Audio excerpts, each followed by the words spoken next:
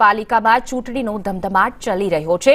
પ્રાંતિજ નગરપાલિકામાં છેલ્લા 2 વર્ષથી વહીવટદારોનું શાસન હતું, પરંતુ 2014 થી એટલે કે છેલ્લા 10 વર્ષથી બીજેપીનું વર્ચસ્વ હતું। ભાજપે અહીં વિકાસના નામે જીત મેળવી હતી, પરંતુ આજની સ્થિતિમાં જોઈએ તો પ્રાંતિજના કેટલાક વિસ્તારમાં વિકાસ દેખાય છે, જેને જનતા આવકારે પણ છે, પરંતુ કેટલોક વિસ્તાર એવા પણ છે કે જ્યાં પ્રાથમિક સુવિધાના નામે મીંડું છે। આ વિસ્તારમાં રોષે ભરાયેલા સ્થાનિકોએ સમસ્યાનો તાત્કાલિક ઉકેલ નહીં આવે તો ચૂંટણી બહિષ્કારની પણ ચીમકી ઉચ્ચારી છે। અહીં ચૂંટણી પહેલા રાજકીય પક્ષોમાં પણ આરોપ પ્રત્યારોપની સ્થિતિ જોવા મળી રહી છે। સમસ્યાઓ કઈ નથી, એકો સમસ્યાઓ છે। રોડ રસ્તાનું કોઈ ઠેકાણું નહીં, પાણી એક દિવસ આવે ને 4 દિવસ ના આવે, ગટરો ઉભરાતી હોય તો કોઈ જોતું નહીં હતું। હાઈવેથી લઈ અને છેક ભાખરિયા સુધીનો રોડ તમે જો ડામાડોલ છે। બાયચાન્સ કોઈ પ્રેગ્નેન્ટ લેડીઝને લઈ જવી હોય, ઇમરજન્સીમાં મારી બેબીને જ મારે ડિલિવરી માટે લઈ જતો 1.5 કલાક થયો તો મને, એવી રસ્તાની હાલત છે। બીજી વસ્તુ કે અહીંથી તમે તલોદવારો રસ્તો જો, ત્યાં મામલતદાર કચેરી છે, ત્યાં ટીડીઓ સાહેબ, ડીડીઓ સાહેબ, મામલતદાર સાહેબ રોજ નીકળે છે, છતાં એની એટલી ભૂંડી હાલત છે। સમસ્યાઓ કઈ નથી, એકો સ્વરાજ્યની ચૂંટણી પ્રાંતિજના નગરપાલિકા ખાતે આવ્યા છે। નગરપાલિકામાં કેવી સમસ્યાઓ, કેવા મુદ્દાઓ અને કેવા વિકાસના કામ થયા છે તે મુદ્દે ચર્ચા કરીશું। સૌથી પહેલાં પ્રાંતિજ નગરપાલિકા 30 વર્ષ થયા છે, વોર્ડ નંબર 6 આવેલા છે। કયા વોર્ડમાં કેવું કામ થયું છે અને કેવી સમસ્યાઓ? દરેક વોર્ડમાં વિકાસના કામો થયા છે। રોડ, રસ્તા, સફાઈ અને પાણીની સમસ્યા કોઈ છે નહીં, લાઇટ પણ રેગ્યુલર ચાલે છે અને અત્યારે સ્વચ્છતા માટે સ્પેશિયલ ટીમ ઉતારેલી છે। રાત્રે પણ કચરો વળાય છે, દિવસે પણ કચરો વળાય છે, લાઇટની પણ સમસ્યા નથી અને પાણીની પણ સમસ્યા નથી। સારું વહીવટ આખા ગુજરાત સરકાર કરી રહી છે, તે રીતે પ્રાંતિજમાં પણ થઈ રહ્યું છે। આ એક વિષય એવો છે એટલે આક્ષેપ પ્રતિઆક્ષેપ તો રહેવાના, સરવાળે તો પ્રજાના હાથમાં છે। અમે બી આ ઇન્ટરવ્યૂ આલ્યું 1 મિનિટ 2 મિનિટમાં પૂરું થઈ જશે, પણ જે સાચું ઇન્ટરવ્યૂ છે એ તો પ્રાંતિજ શહેરની પ્રજા આપશે, એની વખતે બધાને ખબર પડી જશે કે પ્રજા કોની સાથે છે। બધી સમસ્યાઓ જ છે સાહેબ, ઢોરોની સમસ્યા તમે જાતે લાવી જોઈ લો। આપણે અહીંયા ભાખડીયાથી ચાલતા હાઈવે સુધી જે 25 ઢોર તો રોડ ઉપર બેઠેલા હશે, આપણા ત્યાં ધારામાં આવો તો ઠોકાઈ જવાનું, મરી જાવ એવી પરિસ્થિતિ છે। આ તો ચૂંટણીનો માહોલ છે એટલે થોડી સફાઈ કામગીરી ચાલે છે, બાકી ટોટલી મીંડું છે।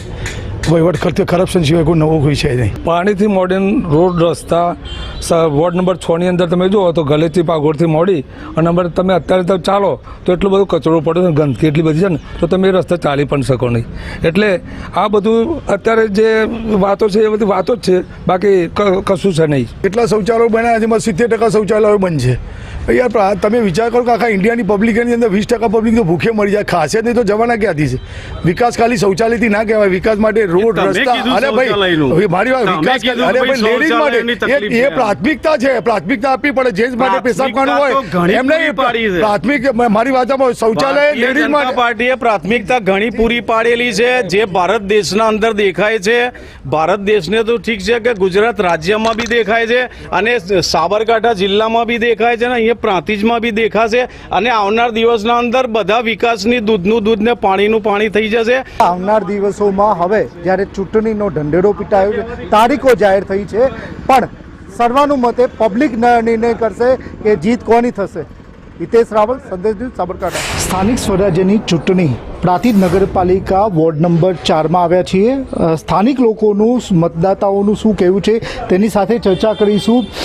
વોર્ડ નંબર 4માં નગરપાલિકાની બાબતમાં લઈને કેવા કામો થયા છે અને શું કહેવા માંગો છો? આજથી 25 વર્ષથી અમે ચૂંટાઈ લાયા હતા। પાણીની સમસ્યા આજ સુધી ગટર બનાવી, ગટર લાઈન સાફ કરવા આવ્યા નથી। સ્ટ્રીટ લાઇટ જાય તો સ્ટ્રીટ લાઇટ આપણે અરજીઓ કરીએ તો 10 તારીખે 15 દિવસીય લાઇટો ફિટિંગ કરી જાય અને કમ્પ્લીટ કરી જાય, કોઈ પણ અમને સીધો જવાબ આપવું ના।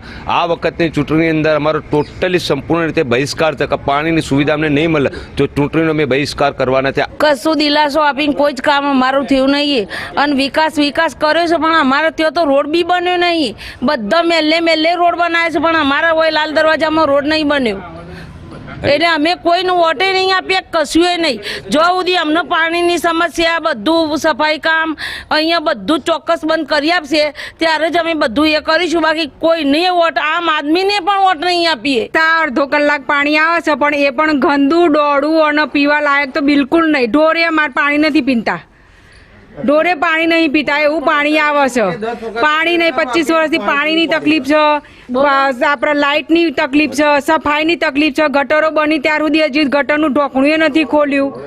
કોઈ પણ સુખ સુવિધાનો નંબર 0 છે મારો. અત્યાર સુધીમાં કેટલીય વખત રજૂઆતો કરી, બરાબર, હા ભાઈ થઈ જશે, આમ છે તેમ છે, અહીંયાથી અમે બોર બનાવીશું, આમ કરીશું, હજી સુધી કોઈ નિવેડો નથી આવ્યો. પાણી તો બિલકુલ એકદમ ડોળું આવતું હતું. અને અત્યાર સુધીમાં જ્યારે અમે પોતે જઈને જઈએ, બરાબર છે, અમારે જ્યારે તહેવાર હોય ને ત્યારે ટેન્કરો મૂકવામાં આવેલી છે અને અમારે ટેન્કરોથી પાણી ભરીને, પાણીની કોઈ વ્યવસ્થા નથી, ગટરની કોઈ વ્યવસ્થા નથી, કોઈ જાતની અમને એવી સુવિધાઓ આપવામાં આવતી નથી. સાફ સફાઈ મામલે જ્યારે રજૂઆત કરવામાં આવે છે તો કચરો સાફ કરવામાં આવે છે, શું કહેવામાં આવે છે? અમે ફોન કરીએ એટલે એમ જ કે હમણાં તો મોકલી દઈએ છીએ માણસને, પણ કોઈ ના આવે. અને કે છે કે અમે જાતે કરીને નાખવા જઈએ એટલે કે અહીંયા કચરો ભેગો થાય છે, અહીંયા નાખવા નહીં આવવાનું. હાલમાં કહી શકાય કે જે પ્રાંતિજ નગરપાલિકા બાબતમાં લઈને મહિલાઓ અને સમગ્ર જે વોર્ડ નંબર 4માં ક્યાંક ને ક્યાંક વિરોધાભાસ જોવા મળી રહ્યો છે. મતદાતાઓ કહી રહ્યા છે કે જ્યાં સુધી કામગીરી ન થાય ત્યાં સુધી અમે મત નહીં આપીએ. હિતેશ રાવલ, સંદેશ ન્યૂઝ, સાબરકાંઠા.